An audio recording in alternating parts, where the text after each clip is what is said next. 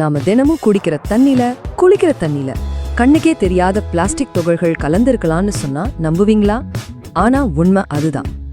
இந்த micro plastic ஆபத்து நாம ரொம்பவே பாதுகாப்பானதுன்னு நினைக்கிற ஒரு இடத்திலிருந்து தான் வருது. அது எங்கிருந்து வருது, அது எப்படி சரி பண்றது? வாங்க இத பத்தி விரிவாக பார்க்கலாம். Hello everyone, welcome to Connect and Build. Sit back, relax and enjoy the video. Let's get started.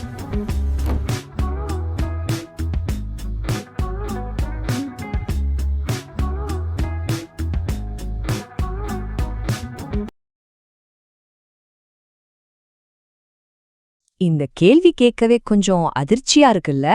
ஆனா இதற்கான மூலம் நம்மள பல பேர் வீட்ல இருக்கிறதுக்கு நிறைய வாய்ப்பு இருக்கு. ஆமாங்க, வேறெங்கயும் இல்ல, நம்ம மொட்டை மாடியில இருக்கிற வாட்டர் டேங்க் தான் அந்த மூலம். சுட்டரிக்கிற சூரியனுக்கும் இந்த பிளாஸ்டிக் டேங்குக்கும் நடக்கிற அந்த கெமிக்கல் ரியாக்ஷன் என்ன? வாங்க இன்னும் கொஞ்சம் ஆழமா பாப்போம். பகுதி 1. சூரியனும் உங்க டேங்கும். கொளுத்துற வெயில் நம்ம டேங்க்ல இருக்கிற பிளாஸ்டிக்க எப்படி கொஞ்சம் கொஞ்சமா அரிச்சு நம்ம தண்ணியில கலக்குதுன்னு இப்போ தெரிஞ்சுக்கலாம். இந்த முழு ப்ராசஸ்க்கும் பேரு தெர்மல் ஷிட்டிங். இது சிம்பிளா சொல்லணும்னா, நம்ம வாட்டர் டேங்குக்கு மெதுவா ஒரு சன் பர்ன் ஆகிற மாதிரி கற்பனை பண்ணிக்கோங்க. பகல்ல வெயில்ல வெறிவடைகிறதும் ராத்திரி குளிர்ல சுருங்குறதுமா மாறி மாறி நடக்கிறதால டேங்கோட உள் அடுக்கு, அதாவது அந்த லைனிங் கொஞ்சம் கொஞ்சமா உடைய ஆரம்பிக்குது.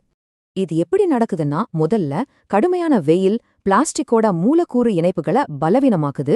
நாளாக ஆக இந்த உள் அடுக்கு மெல்ல மெல்ல உடைஞ்சு சின்ன சின்ன பிளாஸ்டிக் துகள்களா மாறி நேரா நம்ம தண்ணில கலந்துருது. இந்த சிதைவோட அடையாளம் தான் சாக்கிங். உங்க பழைய டேங்கோட உட்பக்கத்துல கைய வச்சு தடவி பாத்தீங்கன்னா ஒரு மாதிரி பவுடர் மாதிரி கையில ஒட்டும்.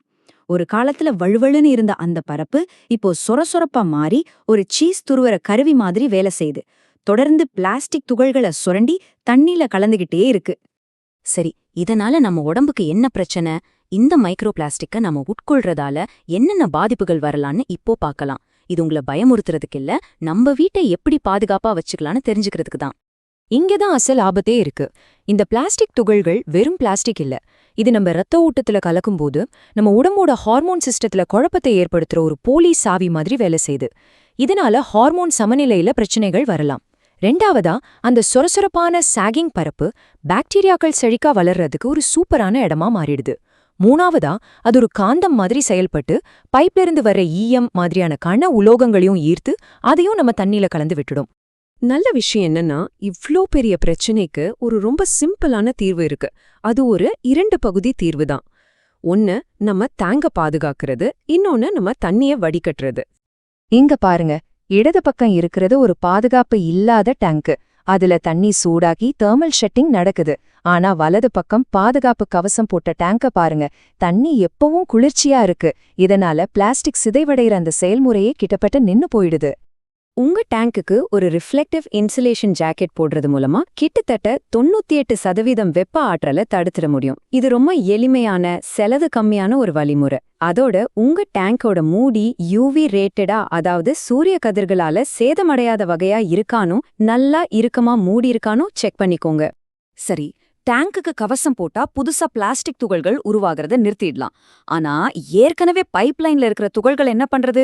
அங்கதான் ஃபில்டர் ஒரு ஹீரோ மாதிரி வருது. நம்ம வீட்டுக்குள்ள தண்ணி வர்ற இடத்துலயே இந்த மைக்ரோ பிளாஸ்டிக்ஸ், பொதுவா 5 மைக்ரான் அளவுள்ள துகள்களை கூட பிடிக்கிற மாதிரி ஒரு பல நிலை வடிகட்டிய பொறுத்துனா அது நம்ம தண்ணீருக்கான ஒரு இறுதி பாதுகாப்பு சோதனை சாவடி மாதிரி செயல்படும். இப்போ உங்க பங்கு ஆரம்பமாகுது. இந்த சில எளிய வழிமுறைகளை பின்பற்றினா போதும், உங்க குடும்பத்தோட ஆரோக்கியத்தை நீங்களே பாதுகாக்கலாம். யோசிக்காம இன்னைக்கே இதை செய்யுங்க. உங்க மொட்டை மாடிக்கு போய் டேங்க திறந்து உள்ள கைய வச்சு பாருங்க. சாக்கிங் தெரிஞ்சா உடனே ஒரு இன்சுலேஷன் ஜாக்கெட் வாங்குங்க. அப்புறம் உங்க வீட்ல இருக்கிற ஃபில்டர் கார்ட்ரிட்ஜ பரிந்துரைக்கப்பட்ட கால இடைவெளியில, அதாவது பொதுவா 6 மாசத்துக்கு ஒரு முறை மாத்துறது ஒரு பழக்கமாக்கிக்கோங்க. நம்ம வீடுங்கிறது ஆரோக்கியமான ஒரு கோட்டையா இருக்கணும். கண்ணுக்கு தெரியாத ஆபத்துகளோட ஆதாரமா இருக்கக்கூடாது. இத மாத்துறது நம்ம கையில தான் இருக்கு.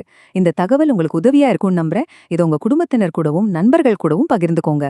ஆரோக்கியமா வாழுங்கள்.